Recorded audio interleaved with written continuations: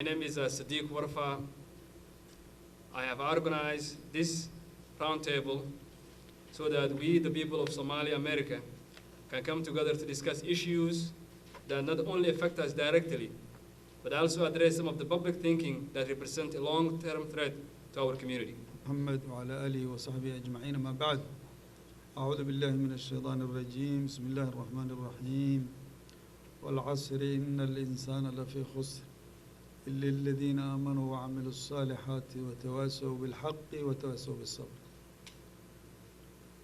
إذا كذب إن شاء الله تعالى I'm talk to my language إن شاء الله تعالى وحيرو كلمان ربعي لو ذاقو كسو شركي قوريه لغا بالله إنو يهي كل waxaan malay waxa la isugu yimid fantiga dhalinyaradii dhibku soo gaaray iyo dadka waalidiinta ay kulligoodna dhib soo gaaray wadankan horta aan ku noolahay waa wadan weyn oo dad badan degan yahay diimo fara badan ka jiraan la qabsiga iyo ka warqabku waa wax muhiim ah marka ciyaalkan hadda oo aynu caawa xidhan waa dhib weyn in soo gaaray waalidiintii iyo dadkii familka horta haleena hal iska sabro wax kasta oo qadarka Ilaahay uu iska imanayaa qadarka golka hadii aan ka soo gudbo insha Allah taala inaga muhiimadeena waxa weeye hadii uu ruux dhib ku yimaado dadka waalidiinta in lala hadlo oo la yiraahdo bal sidana nala fiican oo iyagu dhow tale u baahan yihiin oo la toosiyo taa waa u baahan yihiin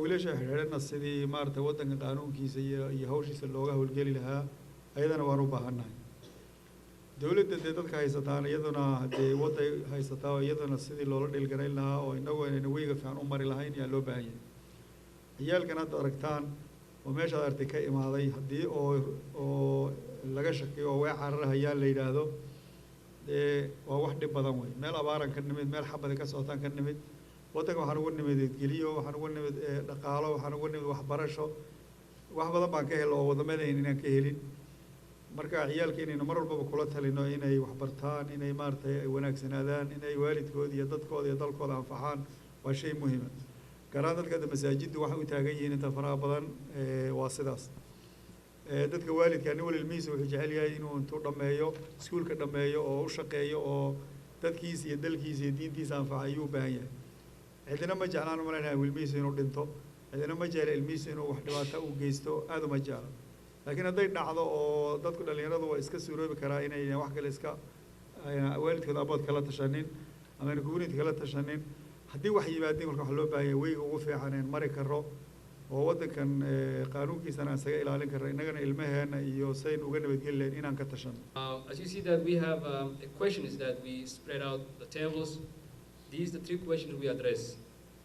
We are very fortunate to have a civil rights organizations with us here tonight. And we also wanted to explore, as you know, that we have a pilot program.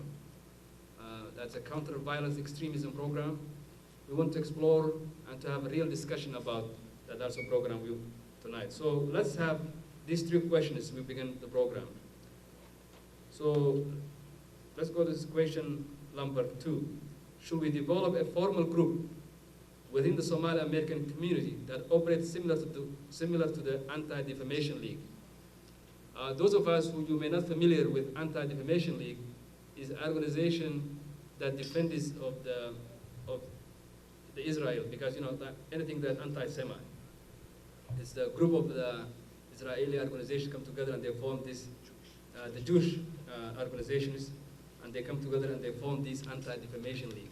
So tonight, should we develop a formal group within the Somali American community? Because you know that we are Somali American community here tonight that operates similar to the Anti-Defamation League. The other question we need to discuss is what can those of us who are assembled here tonight can do to support the families of the accused, the 6 accused, and the other person who was also arrested for making threats to the U.S. Attorney, Andrew Lugar.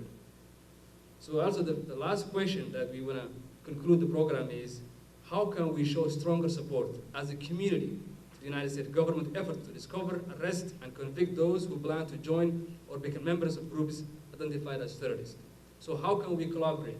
Because you know the safety and security of this country affects us all. So we wanted to explore these three questions. I'd like to begin, because since we have an attorney here, I'd like to begin, Bruce, to talk about the civil rights and the kind of work you do and the challenges that this community is facing. The microphone is all yours. Address far better than me the challenges being faced by the community and have a sense of what the community can do together. One of the things that I am most concerned about with the current enforcement initiatives of the federal government and with the programming that is being announced by the United States Attorney's Office using the phrase countering violent extremism is what it does to divide a community and to create differences within a community and to try to paint some parts of a community as being loyal and other parts of a community as being disloyal. And I think that puts enormous pressure on individuals, and it shuts down political debate, not only about the government programs that work to address what the government terms violent extremism, but it also shuts down a very much needed debate on foreign policy and the role of the United States in the world. Because there's an equation of extremism with opposition to United States' role in the world and United States foreign policy.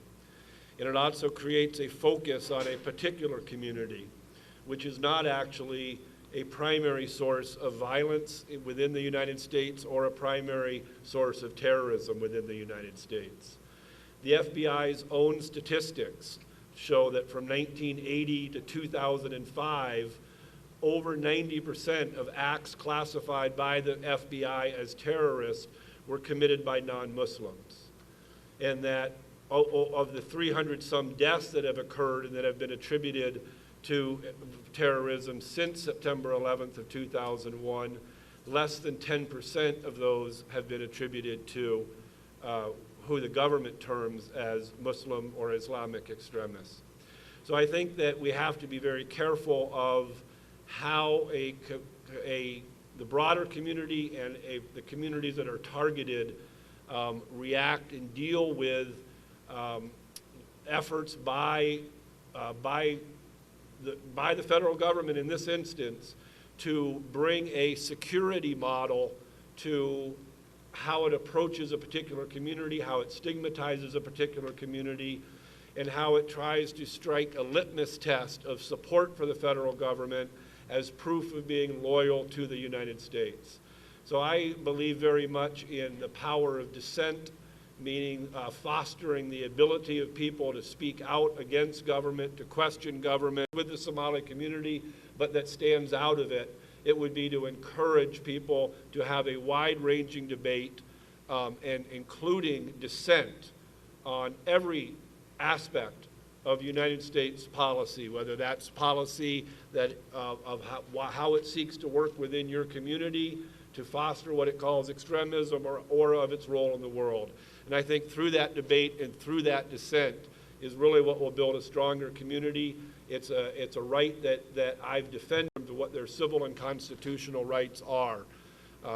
And I understand that a community is very vulnerable when it's an immigrant community, when it's an African American or a community descended from Africa, and when it's a minority religious group and it's a Muslim community. All of those are kind of three strikes that make it a vulnerable community and a target of hatred and bigotry from elements of the broader population. But I hope so I recognize that sometimes there are voices from the outside that may need to say and do certain things to help defend a certain community, and but I urge that debate and that dissent to occur within all people, but within the Somali community too. That's something that I think there are many people willing to speak out against the bigotry and the hatred, but also to defend the rights of citizens, residents, participants in our community to have this wide-ranging debate about what appropriate government policies are. Sure, and thank you for your effort and putting this event together. I think Bruce framed it very well as a political conversation, And I'd like to direct my comments on very question 4, which is how can we show a strong support to our community and our country? And when I say our country, I'm talking about America. And first of all, let me just preface some of the things that I'm going to say may not be very popular in the Somali community, so be warned. And so when I talk about our country, I'm talking about America, because I don't believe Somalia is our country. We have left Somalia a quarter of a century ago. And I'm not interested in, and anyone should be interested in, to be defined by the conflict in Somalia. And I think we should be talking about, how do we make America our country? So I write about politics, economy, and that of the Somali American community for the Star Tribune. So I talk to a lot of people about this particular issue, not only the latest 6 arrest, but also the broader question of youth. Why is it that a made in America Somali American kid or descent would want to a backup and go to a foreign soil, which he has never seen, and they're mostly men. There've been occasionally a woman or two, but these are mostly young men. So the question is, why is that the case? And I think it's rooted in a sense that it is both a realist, that is both true, and a sense of feeling of political alienation. This is what it is coming down to. And just to expand that a little bit, why is it that feeling, or why is that the realistic? So the Somali community, or the sub-community of these youth, has rejected these young people. And it has rejected in the sense by essentially ignoring them and not able to pay attention. For example, in this forum, this is Forum 16 that Sadiq and others has organized. The first 15 cover and discuss about fixing Somalia. It took a couple dozen young men going into Somalia and other violent places, and the enormous pain and agony that had caused in the family of these arrestees has caused. I think that's what's ultimately, bringing us together to actually have, this conversation. For all of us who are parents, I think a lot of parents have ignored the needs of their young men. We all spend resources and money to build houses in Somalia, but we have ignored the needs of these young people, both extracurricular activities and the necessary needs that they need. So those are just the 2 quick examples from our community. The larger community, or the majority community, state of Minnesota and others, have rejected these young people through institutions. Most of them, the post-secondary or the secondary education is not responsive to their unique needs. So they finish high school, they start some college, and college is different, and it's harder, and the expectations are different. So there's a sense of hitting a brick wall. They drop out, and oftentimes they drop out for odd jobs. And the lack of a meaning, and the lack of low pay, and the presence of low pay in those jobs adds to that sense of being rejected. That's another important thing. And they come home, and what do they see? Both parents are too busy trying to fix Somalia and not being able to inject. And they said, okay, this is a living example of being outright rejected. So they resort to social media and online activities, and they become very vulnerable to these terrorist organizations who sees them nothing but as an asset to fuel their violent extremism. So I think this is the discussion, and this is the discussion, the way that I like to have the discussion as a to go to, and to actually, so in conclusion for my comments, it is time to shift for us as a community, to shift focus from Somalia to America, and how we actually build a viable community starting in Minneapolis and in Twin Cities. That, I think, is the best way.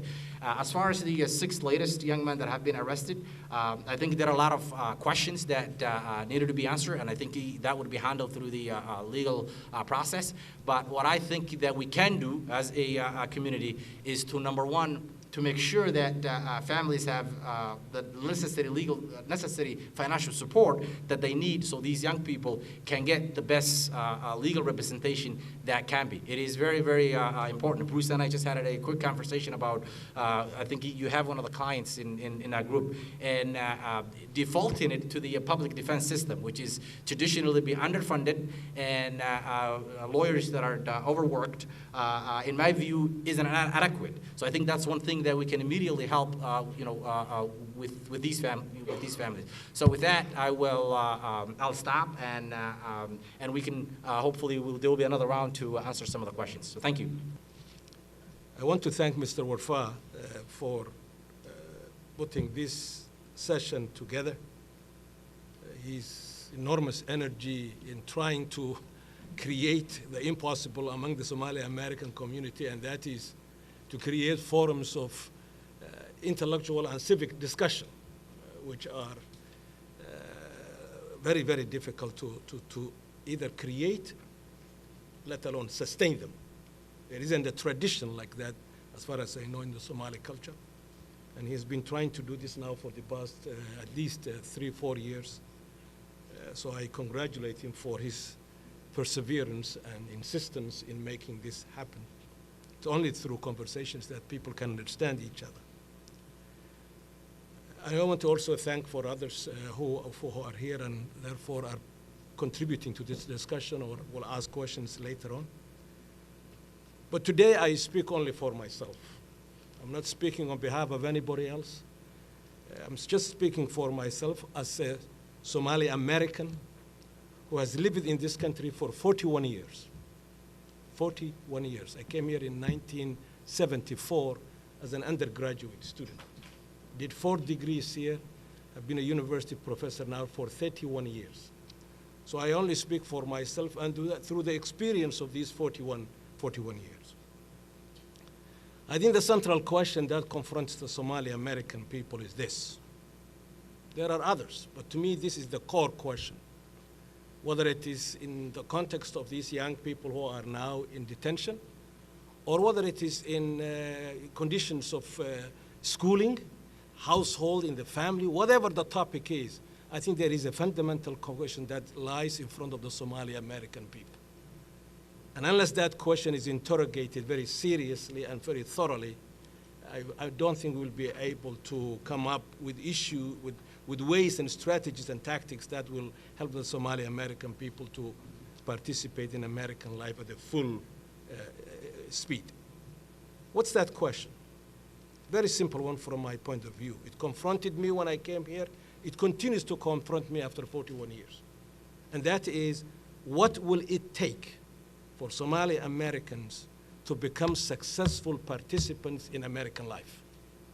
To me, that's the critical question. If you don't want to answer that question very seriously, you shouldn't be here. You should find some other place to go and live. But if either fate or choice have brought you to the United States, there is no escape from that question, and that is, what will it take for an individual and a community to become successful participants in American life? That's the question. And I would like to say a few words, therefore, about that question. The first thing I want to say is that for us to become successful in this, whether we have come here through choice, there was no war in the Horn of Africa when I left. Somalia was in peace. But I decided I wanted to go somewhere else and find a life somewhere else. Get education and find life somewhere else. Others have come through the desperation of war and displacement. But regardless, all of us, I think, who have come here, I would argue, at least the vast majority of the Somali American people, initially, this country has been good to us. And I think we have to acknowledge that. If we don't acknowledge that, we will always be foreigners, and we will create a context in which others will continue to point the finger at us. So we have to acknowledge that this country has been good to us. Every one of us knows the conditions that we left, even when there was no war, let alone war and destruction. So I think for me, the first step in trying to participate successfully in American life is to acknowledge without any apologies, that this country has been very good to us. Yeah. Gave us safety, gave us schooling, gave us housing. We came in with nothing. I came with nothing. I had $150 when I arrived in the United States, yeah, as a 21-year-old. And I bet many of us, you couldn't be a refugee, you know, and then have buckets of money. It doesn't work that way. So this country has been very good to us. Safety, education, health care, schooling for children, whatever the quality is. To acknowledge that point, I think, is the first positive encounter with the other Americans who have been here before us. Otherwise, the encounter wouldn't work. Yeah? So that's my first point. I think the second point is to figure out what are your obligations to live in a society successfully. What are your obligations? waajibka lagugu leeyahay muxuu yahay si aad ugu noolaato waddankan. Ilaan dad baad la nooshahay. You live with people who are not Somalis. They come from every other corner of the world. They are called Americans. So in order for one to be able to live with them, I think one has to know what your obligations are. waajibaadkaagu maxay yihiin. And there are many. And I won't go into them. But I think there are some important ones.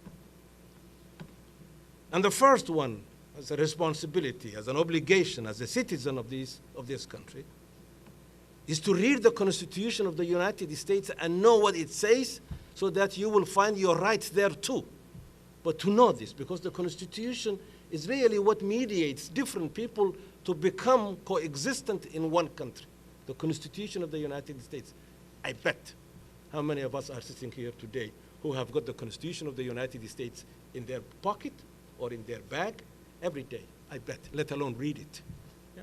So the Constitution of the United States. And these young children in their home, with their parents, this should be the beginning of how to adapt to the United States, to know what your obligations are.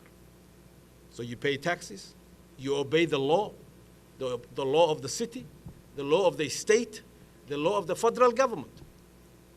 You can debate those laws and you can ask your congressman or congresswoman to change, or someone like Phyllis to change if that has to be changed. But as long as the laws are on the books, one has to therefore obey those laws. Otherwise, you court trouble for yourself and for your community. But then there are also the third point, and that is the point of rights, obligations and rights. You have rights too as a citizen. We have rights as citizens. As individuals, we have rights. And as a collective group, Somali Americans, we have also rights, collective and individual rights. But to know those, we have a right to safety as individuals and as a community, that we are safe in our homes and in our streets. We have a right to freedom of expression, not only to speak to others, but even among ourselves, to speak freely with each other. The debate that the lawyer was underscoring, freedom of expression, freedom to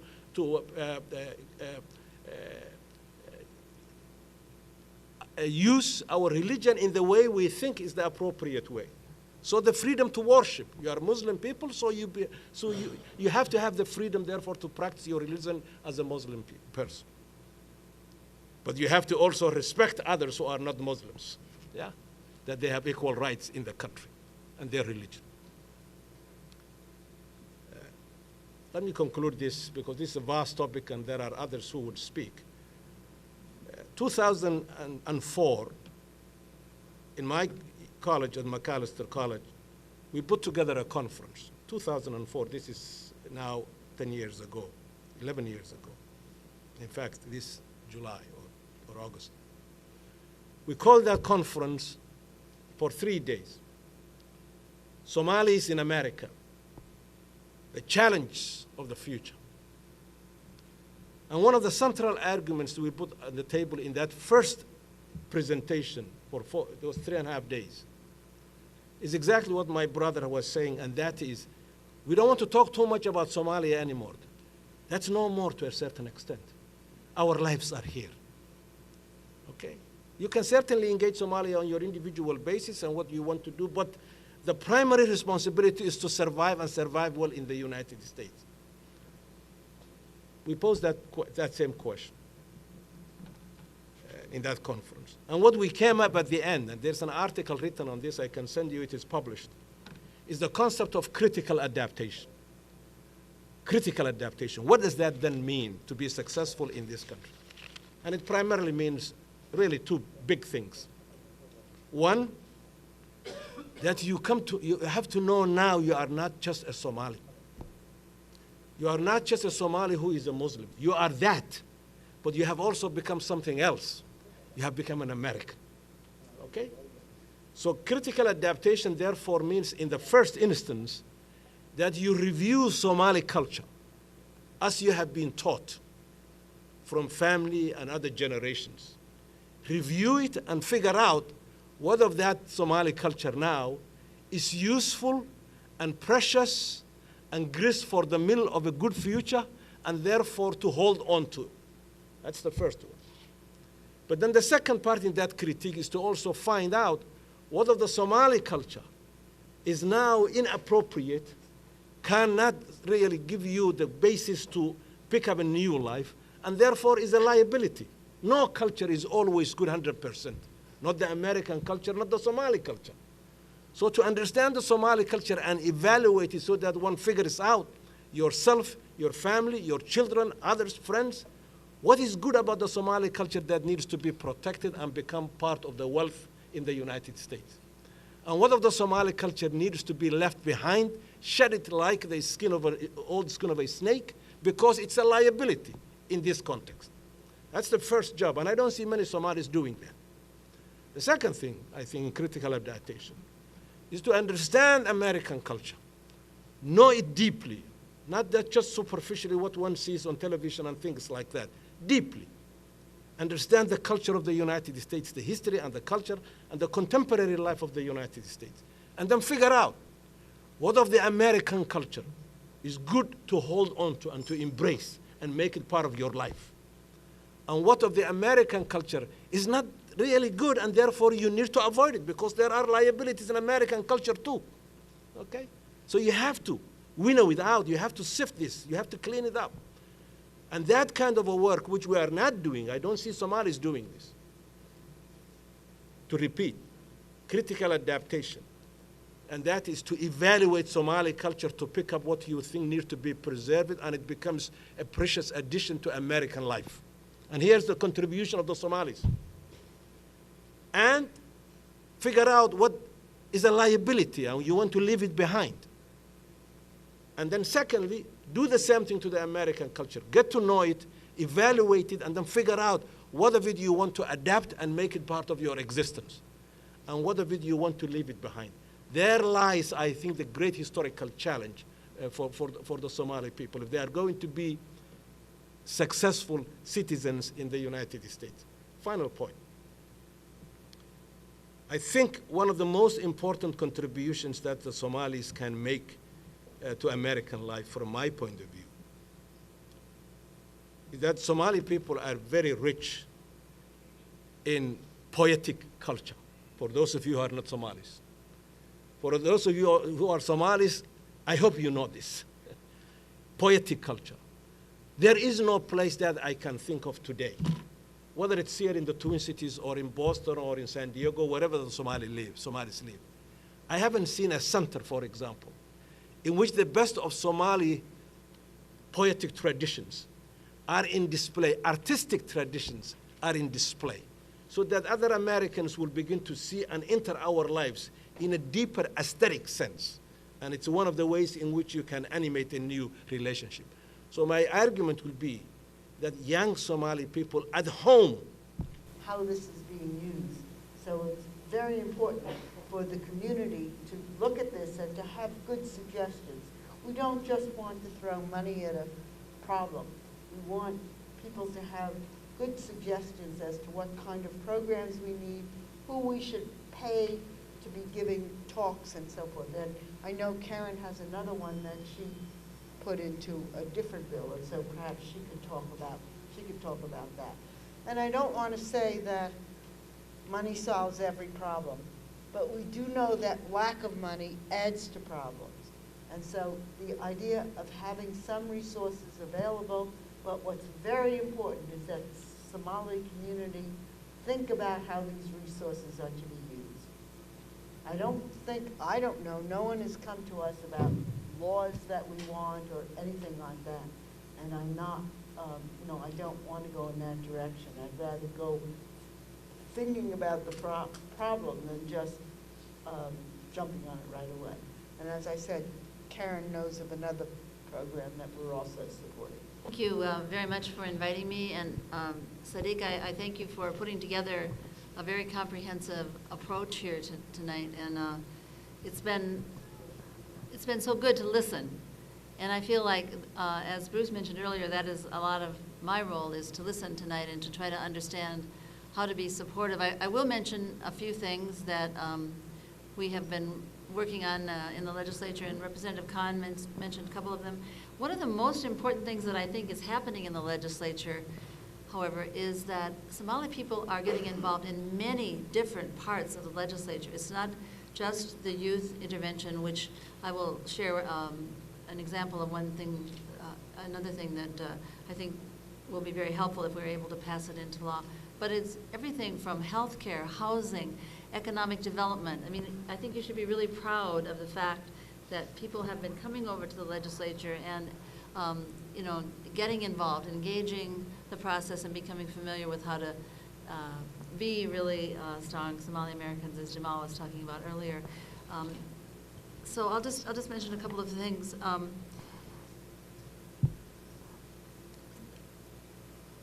One of the, I think what Phyllis might have been referring to in terms of the youth intervention is we do have so far in one house, in the House of Representatives, we have funding for a project called UMA, which it has an economic development aspect, working with individuals both who will help with information technology. It's a partnership between Aspire, the organization Aspire, and the organization UMA, and it will be there will be a youth council that is created, and then one of the partnerships is to help have 3 different levels of information technology training for young people, which really will help people enter into jobs and economic development, and I'm pleased to be involved with that. We have to get the other body to agree to that too, the Senate. One of the other issues that I've worked on, and this year is a bill called Little Africa. I haven't had much to do with it, but I see it there on the table as another economic development tool that's being developed for job creation and business, supporting businesses. In the healthcare area this year, there have been some work done with mental health that specifically will serve Somali people, and also reproductive health. The area of affordable housing is one where I think we have a lot of work to do, and I'm interested in hearing any ideas that you might have about that. Just recently, and Phyllis, you didn't mention this, but you put in a bill that would provide bonding for the Cedar Riverside facility, again, which is one important part of the community, and it would provide a place, again, where people can have improved facilities to serve the community. There are many points, I think, of involvement that you should be proud of, and I'm very interested in what other organizational assets you might suggest to us. And when you were talking earlier about having advisors who would be working with us, more voices, that's wonderful. I think that really is very helpful. One of the good things that's happened this year is some bipartisan work between Republicans and Democrats in a way that I haven't seen for a while in the legislature, so that's very good. It's very positive for the Somali community. I think the issues of civil rights and concern for safety, Bruce, you mentioned some things earlier about that. I'm very interested in how we in the legislature can be supportive of that. I don't feel like I have the answers for that, but I'm very interested in structures that you might think we could create. I know, Sadiq, you laid out a couple of ideas. One of them, something that would be modeled maybe on something like the Anti-Defamation League. I would certainly embrace any opportunity to help you with that. What has happened over at the legislature is there have been people who have come from the homeland who have been introduced. And the legislators are getting used to meeting a lot of different people from many different factions, I guess you'd say, and parties and so on, and there's a lot of openness to that.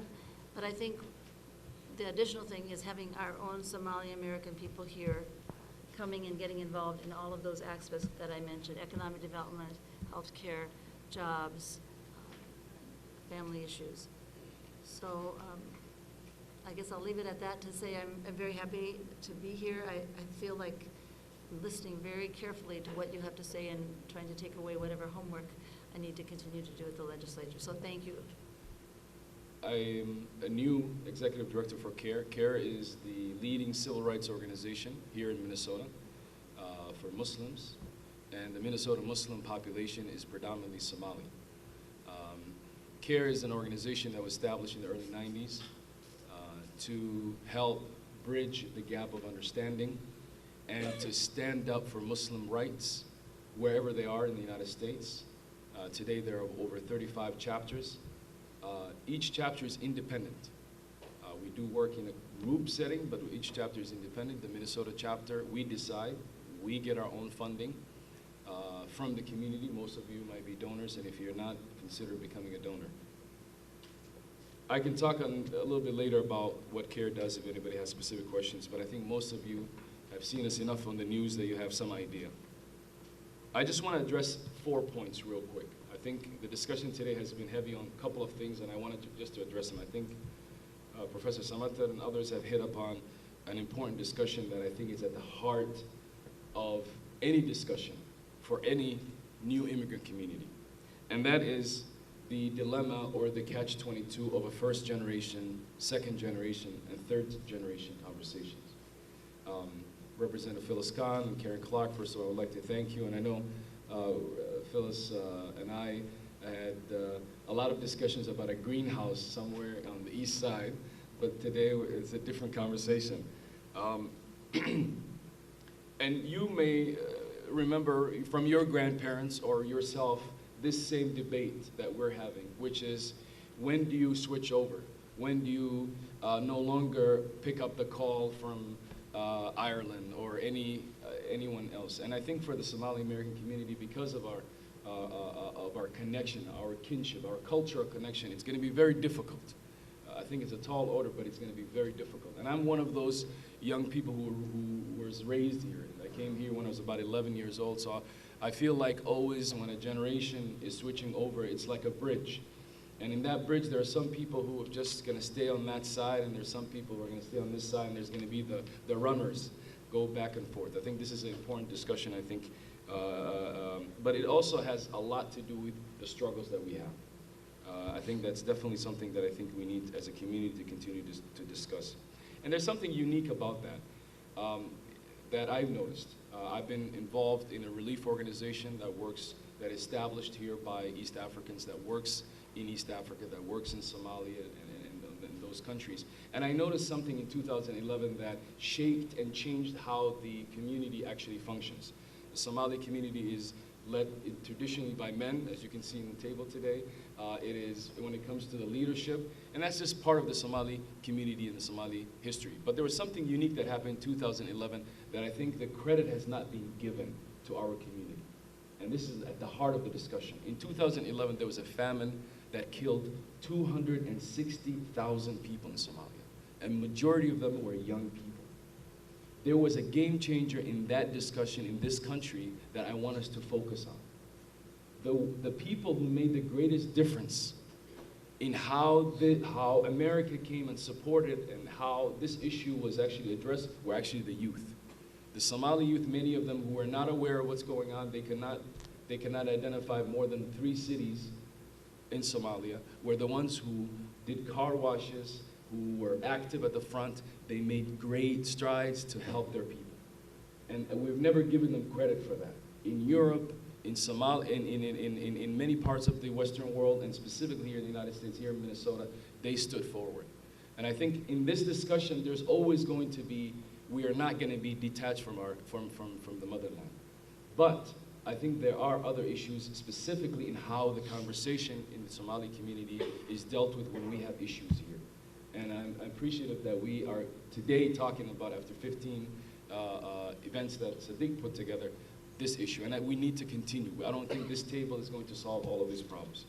Now, going back to the issue at hand, which the CVE, the terrorism that we are doing. I think when it comes to the recruiting of Al-Shabaab, our community has fought against that. And we saw today that there's almost zero or no recruiting to that. It does not mean the threat is gone, but that means that we're doing something. We're having conversations. This issue of going against recruitment is something that is, I think, available, and something that the responsibility is on everyone. For everyone who is Somali, everyone who is a Muslim, to go against that. And I think that is an effort that everyone is doing. Whether it's a program or not, everyone is responsible for that, for the safety of our security, for everything. Whether it's a thief or someone who's trying to join, that's a responsibility on all of us. And I think we are doing something about it. I think what we're missing, and this is something that I think we're starting to start now, is how we as a community work together and talk about the good things that we're doing, and talk about how collectively we can address this issue. And that's why one of the things that we've been talking about as a post, a statement that was put out by a group of about 40 organizations, close to 50 organizations, is to talk about putting together a task force that addresses this issue internally in our community, as much as our relationship with the law enforcement as well. The other point that I wanted to address, which was at the heart of, I think, some of the points or some of the questions that Sadiq put in front of us, is really, I think we have to understand the Somali American community has, unfortunately, 3 strikes. And those 3 strikes are very difficult when we talk about the public discourse. In America, if you're African American, it's not easy, and Somalis are African Americans. If you're a Muslim in America today, it's not easy, and Somalis are Muslim. If you are a new immigrant and you're struggling with the language barriers, that's another strike. It's very difficult. And so with these 3 strikes, it's very difficult when you come to the table to actually have that honest discussion. And so one of the things that's actually happening today is there is a growing anti-Muslim hatred across the United States. And this is something that is troubling, and all of us need to understand that. And a lot of it is based on the news that is taking place outside of the United States, but also it's based on history of America. If American Catholics ask them, well, they probably forgot because it's no longer an issue.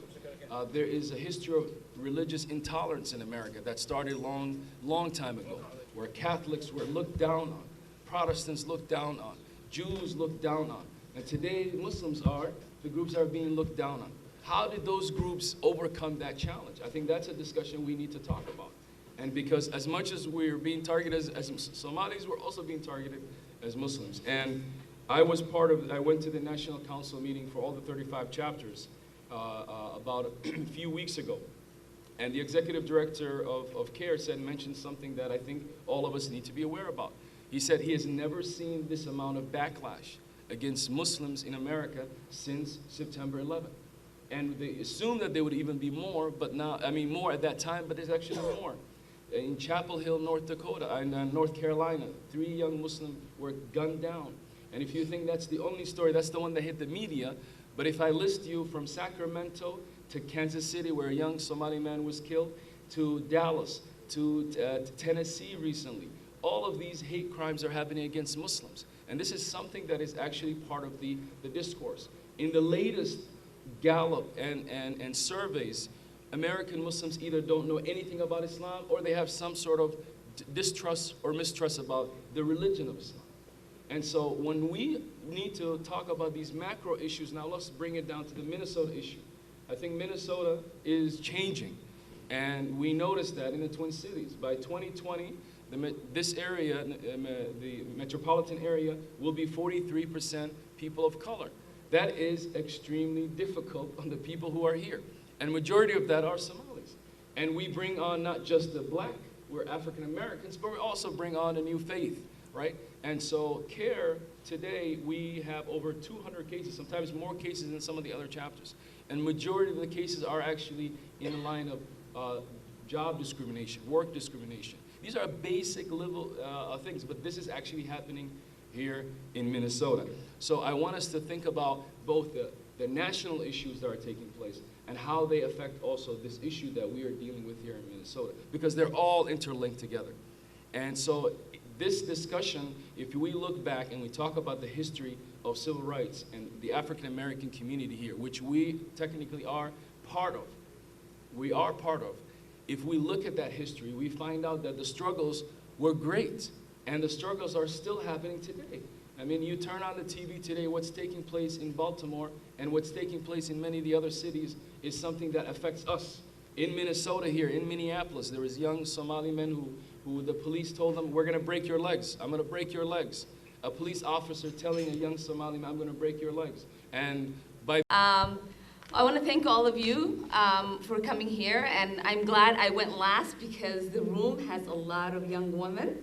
So I'm excited to be able to speak when they're able to hear me. I think I want to start with addressing the controversial Norm Coleman piece. Thank you, Representative Phyllis Khan, for writing him a letter.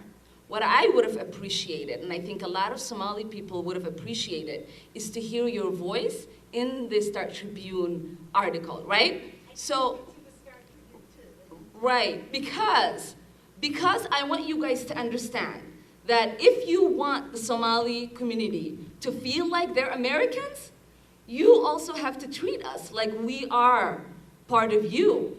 So when we are attacked, right? When we are attacked, you feel like it's an attack on you.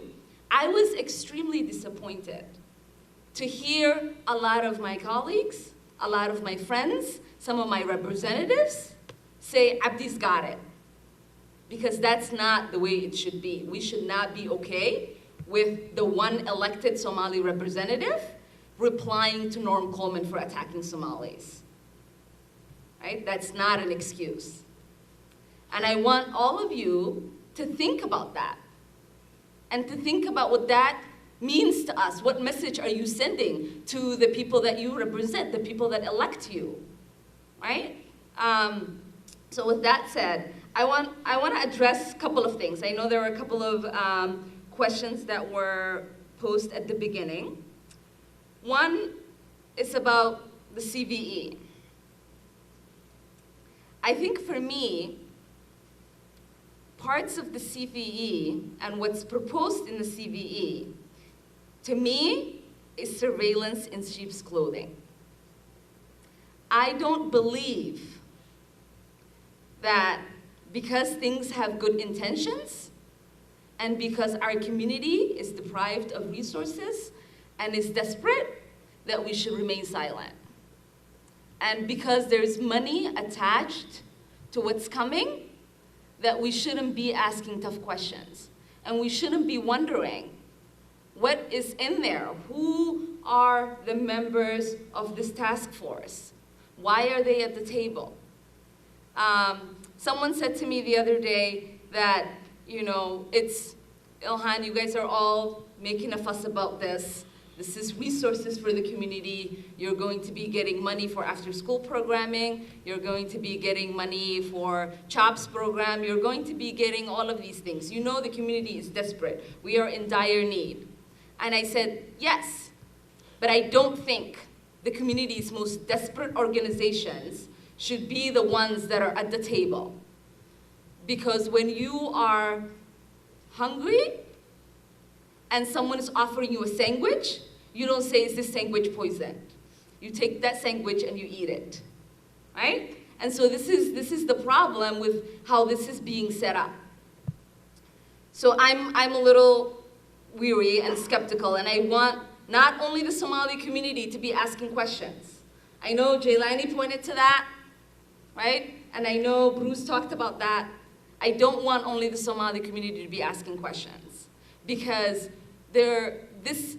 if something goes wrong with this program, and if our civil liberties are at jeopardy, all of us, all Minnesotans, should feel like that's not okay, right? We are participating in rallies for Black Lives Matter.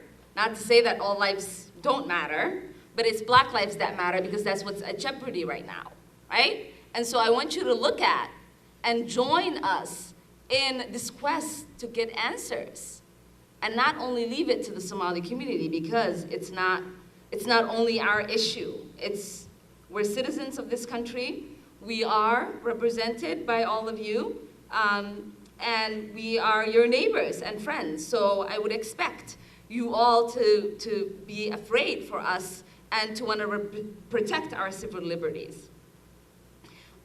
Professor Samatar posed a question earlier about what would it take for Somali community members to become successful participants in the American life.